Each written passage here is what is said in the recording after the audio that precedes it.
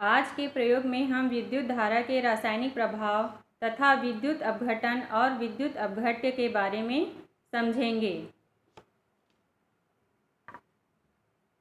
आज के प्रयोग में हम देखेंगे कि जब किसी सुचालक द्रव में विद्युत धारा प्रवाहित की जाती है तो उसमें किस प्रकार का रासायनिक प्रभाव उत्पन्न होता है।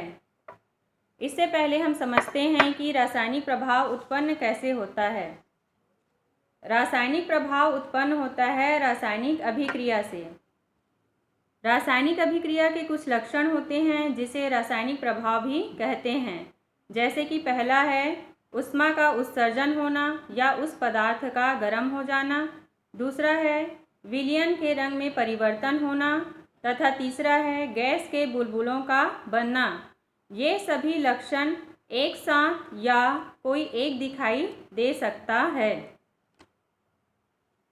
सबसे पहले हमें एक विद्युत परिपथ का निर्माण करना होगा, जिसके लिए हमें आवश्यक सामग्री चाहिए बैटरी, विद्युत तार तथा लोहे की 2 कीलें।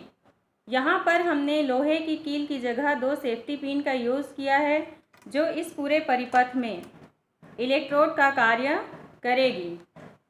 प्रयुक्त उपकरण वोल्टामीटर कहलाता है।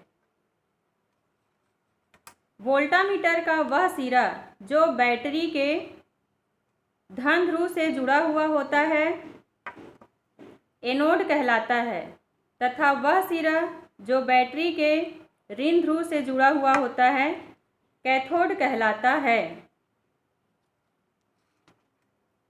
अब हम इन दोनों इलेक्ट्रोडों को जल में डुबाते हैं।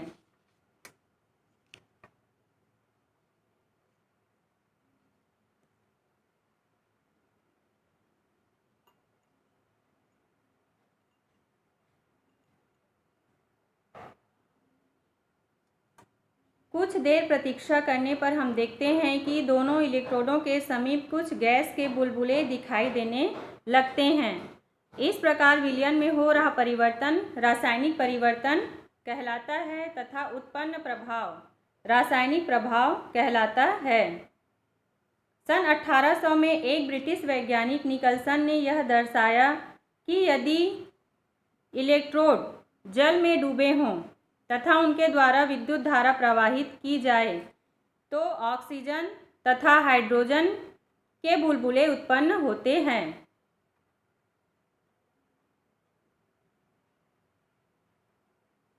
ऑक्सीजन के बुलबुले बैटरी के धन टर्मिनल से जुड़े हुए इलेक्ट्रोड पर बनते हैं तथा हाइड्रोजन के बुलबुले बैटरी के ऋण टर्मिनल से जुड़े हुए इलेक्ट्रोड पर बनते हैं।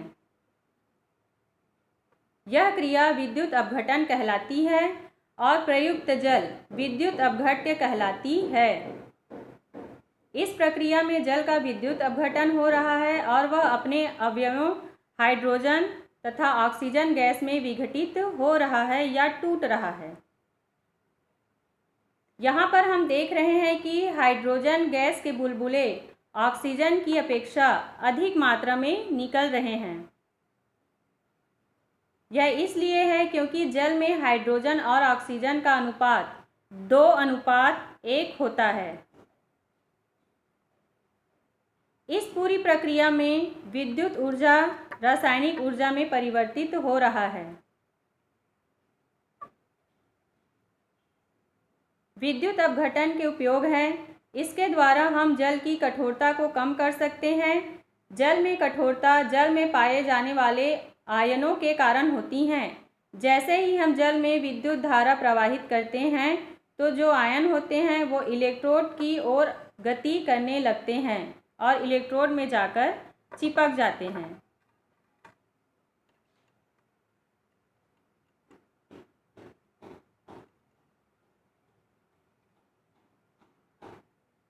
इस प्रयोग को करते समय धातु के बर्तन का यूज़ नहीं करना है, क्योंकि धातुएं विद्युत के सुचालक होती हैं। इसकी जगह कांच या प्लास्टिक के बर्तनों का यूज़ करना चाहिए।